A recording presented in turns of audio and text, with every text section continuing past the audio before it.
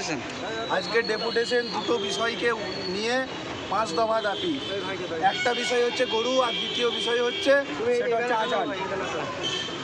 গরু নিয়ে আমাদের যে 3টে দাবি ছিল। প্রথম দাবি হচ্ছে গরুকে জাতীয় পশু হিসেবে স্বীকৃতি দিতে হবে।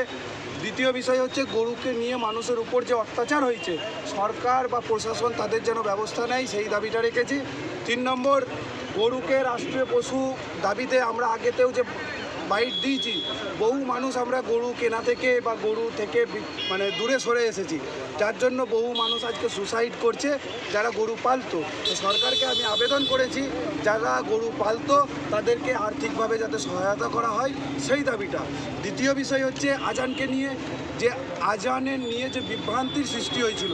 কোনো জায়গায় শোনা যাচ্ছিল পুলিশ বলেছে যে আজান নাকি বন্ধ করে দিতে হবে, মসজিদের ভিতরে আজান দেবে, বাইরে আওয়াজ যাবে না।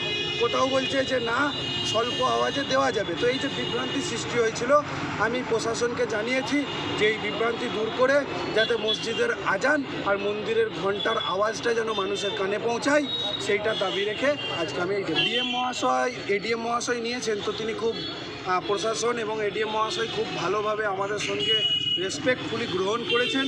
তিনি তার উচ্চতর জায়গায় কি বলবো রাজ্য সরকারের কাছে তিনি প্রেরণ করবেন এবং আমাদের দাবিটাকে তিনি তুলে ধরবেন। না মানলে আমি এর আগেও এটাকে নিয়ে করেছি, এর পরেও করতে আমার কোনো অসুবিধা নেই, আমি আবার নামবো, বাস আর কিছু বলবো না এটাকে নিয়ে। মুরসালিন ফারহান, চেয়ারম্যান বঙ্গীয় ওয়াকাফ বাঁচাও মঞ্চ।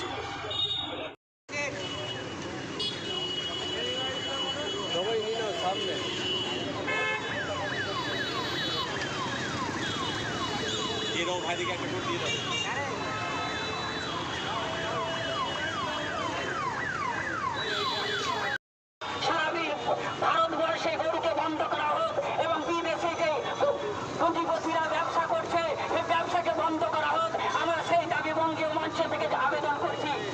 ভারতের পার্লামেন্ট বিজেপি সরকারকে আমরা আবেদন করব, আপনাদের সরকার এখন সংখ্যাগরিষ্ঠ আছে, আপনারা বিল পাস করুন। আমরা 370 দ্বারা কানুন প্রয়োগ করেছেন, আমরা কানুন পাস করতে পেরেছেন, আমরা 3 তালাক কানুন পাস করতে পেরেছেন, আমরা ওয়াকাফ আইন পাস করতে পেরেছেন। কেন গরুকে রাষ্ট্র পশু আপনারা পারছেন না?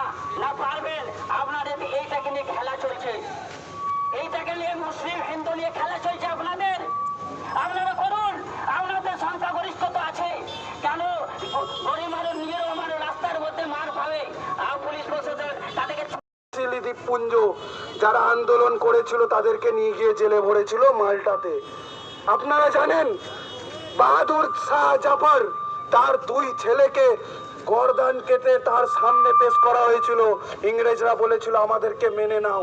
তার 2 ছেলের গর্দানকে দেখেও তিনি কিন্তু ইংরেজদের গোলামি করেননি। তারা ভারতকে জাতি ধর্ম বর্ণ নির্বিশেষে সকলে মিলে স্বাধীন করেছে। তাই আমাদেরও দায়িত্ব, আমরা আবার ত্যাগ স্বীকার করব আর জাতি বা ধর্ম বর্ণ নির্বিশেষে আবারও ভারতকে এগিয়ে নিয়ে যাব। এই দাবিগুলো নিয়ে আজকে এসেছিলাম।